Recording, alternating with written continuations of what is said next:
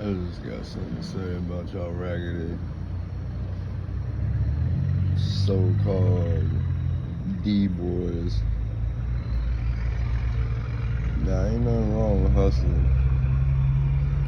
I did it for a long time. But one thing I made sure I did is I made sure what I was getting from the plug wasn't no bullshit. And fentanyl wasn't in it. It was a little bit different back in the early 2000s. We didn't have to worry about all that bullshit. But you dudes out here nowadays selling that bullshit ass fentanyl, I can't stand you motherfuckers at all. Y'all ain't no real hustlers. Y'all selling something that these junkies got to have to function. So they ain't going around shitting and puking all over themselves.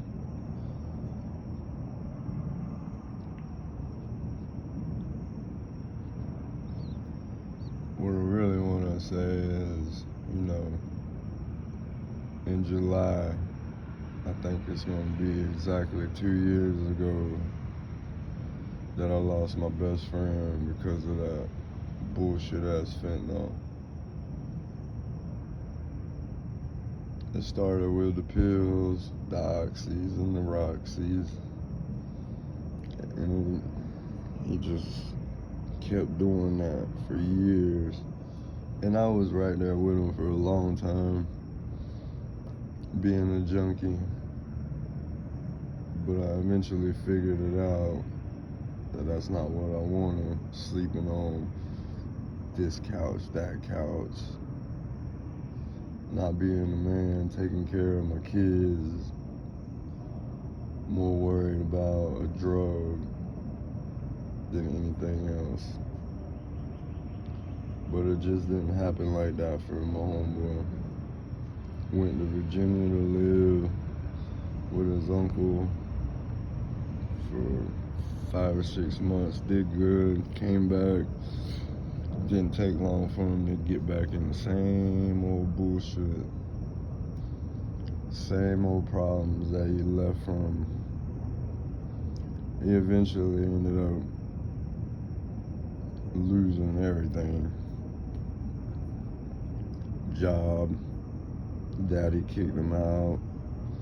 What really is sad, man, is his daughter started getting to the point where she didn't want to fuck with him, because towards the end, my man was getting high on fentanyl and meth, and he was just out there, up for days, talking to motherfuckers that ain't there, just all kinds of shit, diabetic, bro didn't take care of himself, went in the hospital, was in there for damn near 2 months, got some of his toes cut off because he wasn't taking care of himself, got out, that shit healed, and he went back in the hospital and had his fucking foot cut off because all he was worried about was that bullshit.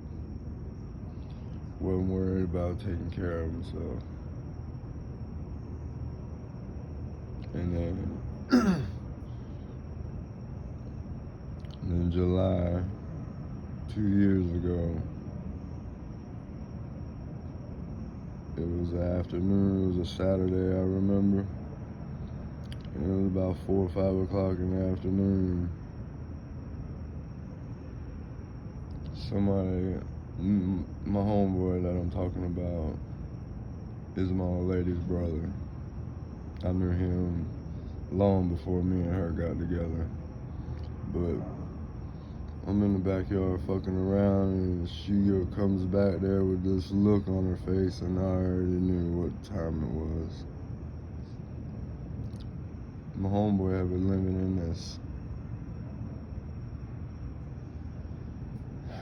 in this abandoned house with no lights, no water, nobody. with a bunch of junkies around them that don't give a fuck about them. Well, they ended up finding them dead on the floor in that house from a goddamn fentanyl overdose. They say that the night before he had ripped somebody off and they came in there and whooped them and all that, and there was this fucking whore that we know from back in the day that was supposedly there with him, and in her own words, but she said that he was fine when she left, but I don't believe that bitch.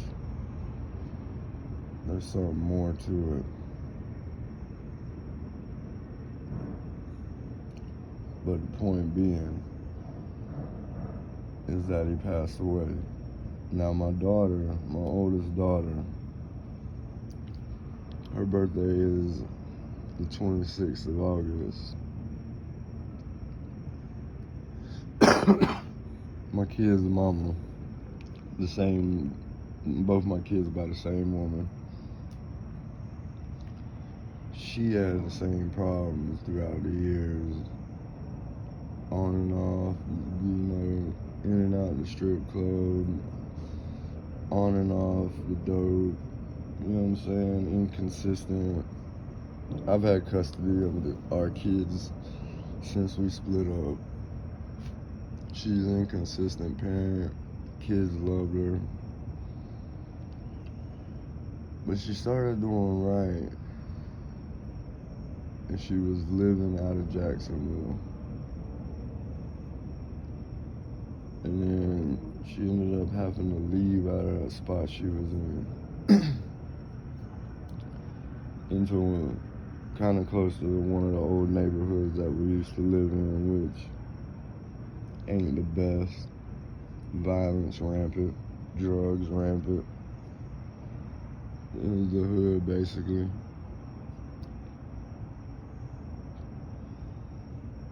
August 12th, 2 weeks after my homeboy died, 2 weeks before my oldest daughter's birthday, I get a phone call about 1 o'clock in the morning. My goddamn baby mama done died from a motherfucking fentanyl overdose too. They found her in the fucking room, cold, with a rig hanging out of her goddamn arm. The crazy part is, it's a house full of fucking people. Her mama and her roommate.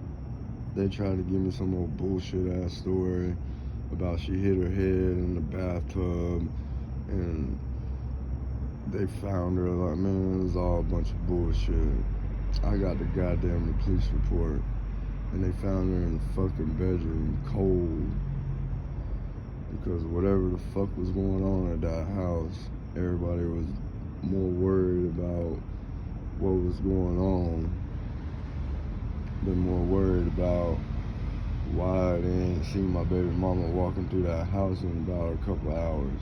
Nobody went and checked on her. The grandma, her mama, fed my kids, don't necessarily agree with letting kids know everything going on, but I kind of had no choice with this because my dad's wife is something else. She had this grudge against my baby mama, and every time my baby mama did something, she made sure she pointed it out to my kids what their mama was doing wrong. She did it in a way that more so sounded like she was concerned and just talking, but it was really just putting the girl down. My stepmom is she's an evil motherfucker.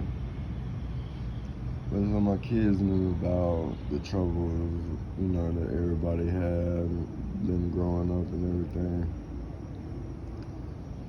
So they kind of knew what their mama was into here and there, or into before. I don't know if they knew she was into it at the time or not.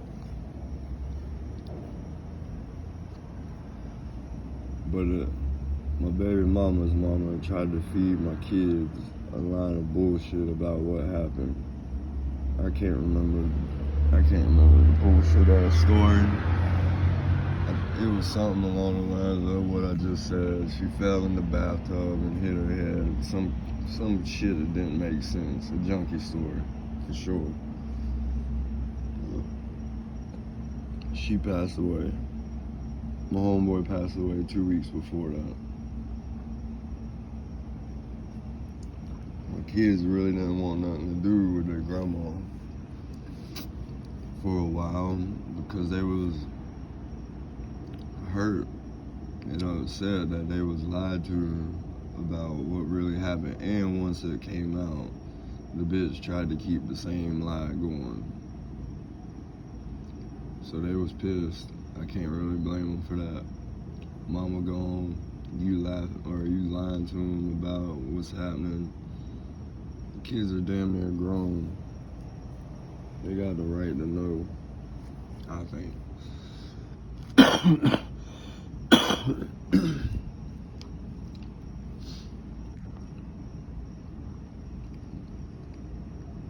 Fast forward to a couple months ago. The whole time, the grandma, she's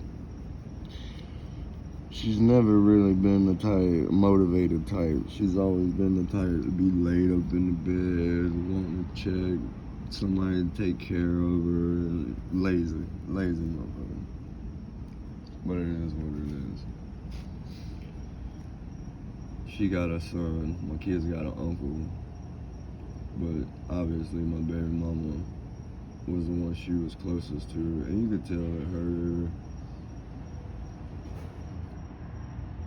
She wasn't right since my baby mama passed away, but being hemmed up in the house, in the bedroom for a year straight, not getting no sunshine, being sad all the time, it's not the way to go. I get it, man, people be hurt, but you gotta do something to get out of that depressed state.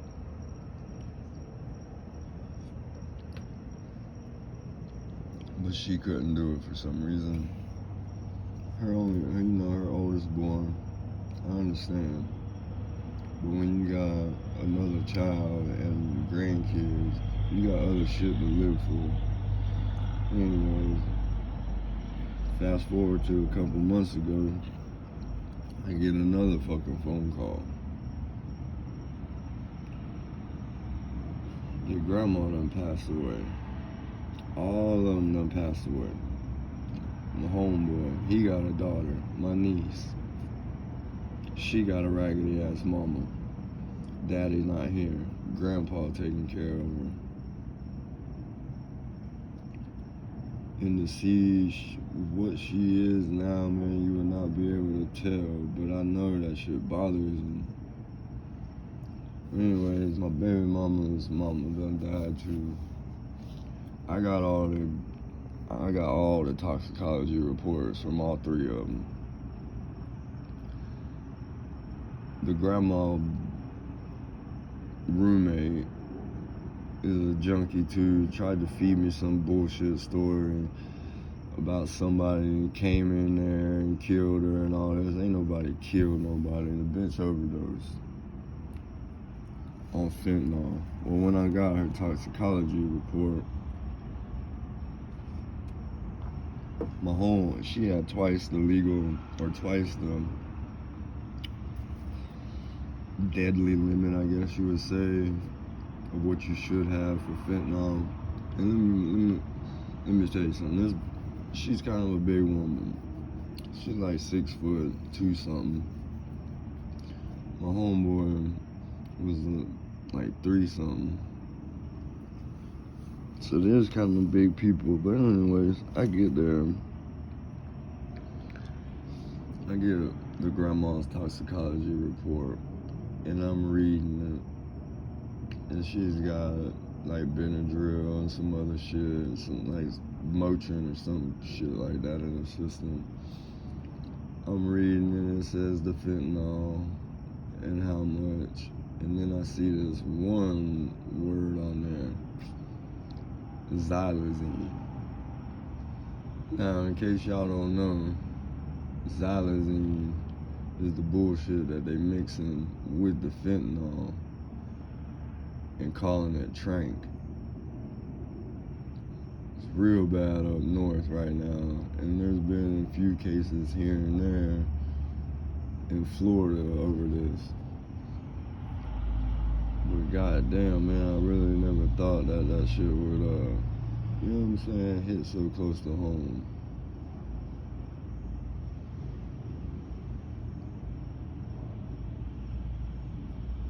You know, the kids, man. My kids, all of them kids, really. But more so mine. They ain't got no grandma, no mama. All they really got, my baby mama's side of the family, they kind of stuck up. They ain't never really wanted nothing to do with them to begin with, or my kids, so it doesn't really bother me, fuck them. But what I'm getting at is, the only family my kids got now is my side of the family and my baby mama's brother, but he lives in Colorado, so it's not like they see him. But my oldest daughter finna graduate, she finna turn 18. She just started driving. She just went to prom last week, or the weekend before. And I just be sitting there, you know, when I was over there for prom, hanging out with her while she was getting ready and all that. I'm just thinking to myself how they are cheated, man. How they got cheated out of their mom not being there to congratulate them on these milestones, like prom, graduation, turning 18. She wants to go to the, you know, what every kid wants to do when they turn 18. She wants to go to the club. She wanted her mama to go with her. That shit ain't happening. All for what? Selfishness to get high? Don't get me wrong, man. I've been there, done that. Had my own problems. But I came to that crossroad where it was like, you either gonna go right and put this shit down and do right and do what you're supposed to, or you gonna go left and turn into a full-blown junkie and maybe never come back from it. I'm glad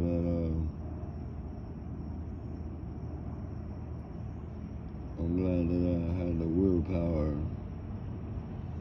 and some good support around me to make the right decision.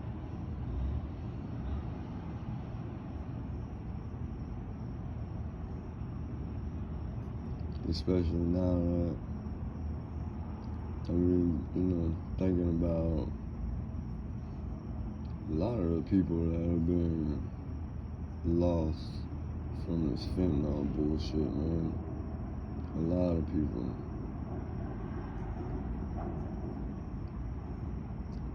A whole lot of people.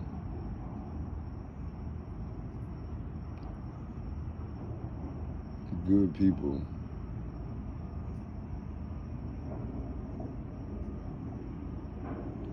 good people, man, that would have never stole no money or anything. Would have never went out and tricked. Would have never went out and stripped or any of that. Had they not got on that bullshit.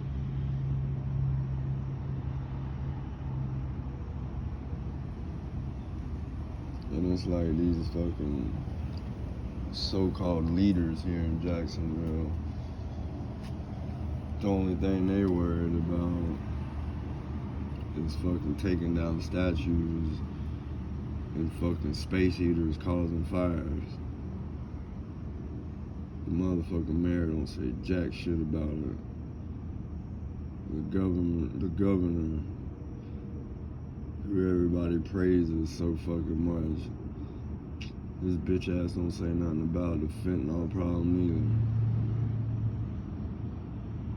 But yeah, just a year ago or something, it killed over 100,000 people. That is a fucking issue.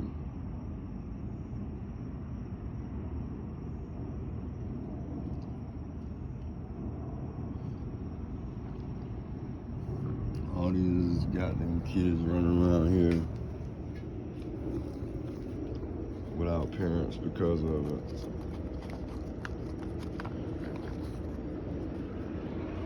It's bad enough, really, that we already got so much shit working against us in life as it is.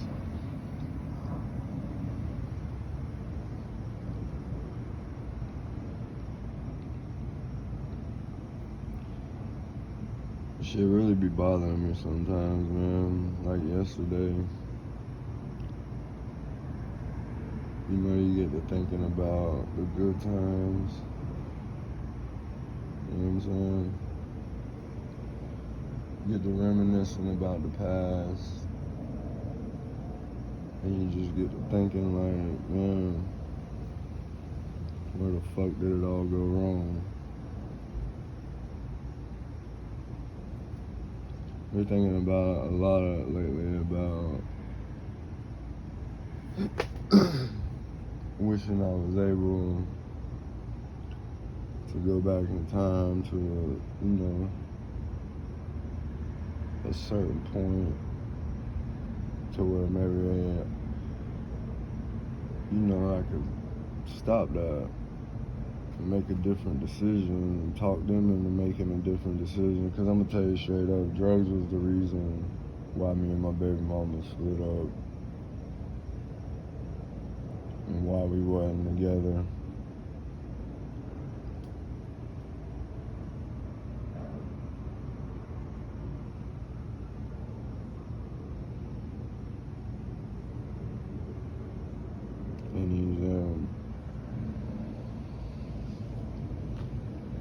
And these damn dope boys nowadays, they don't care what they sell you.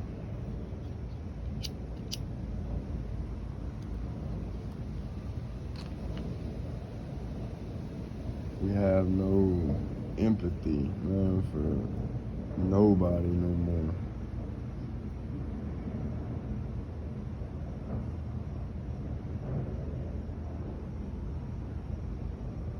I know a lot of kids that's coming up without a fucking parent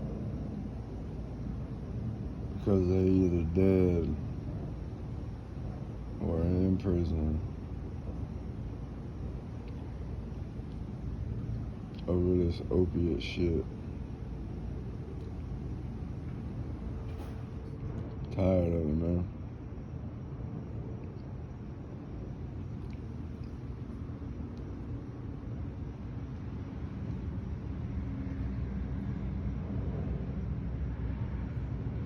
A lot of the motherfuckers that I grew up with, one of my other homeboys, because of them opiates, back in 2011, caught him a minimum mandatory of 15 to life. And it wasn't even over no violent shit. Wasn't over no gun possessions, no assaults, no shootings, no nothing. He got caught with some dope and ran from the police. And he had a drug problem. And they broke his ass off with a 15-year minimum mandatory. He ain't even eligible for parole until 2028.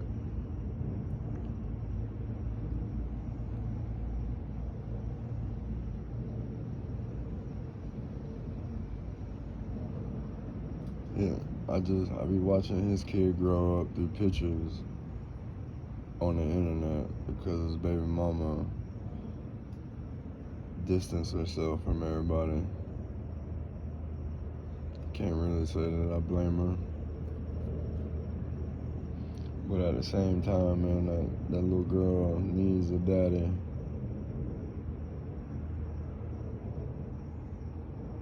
It's just crazy.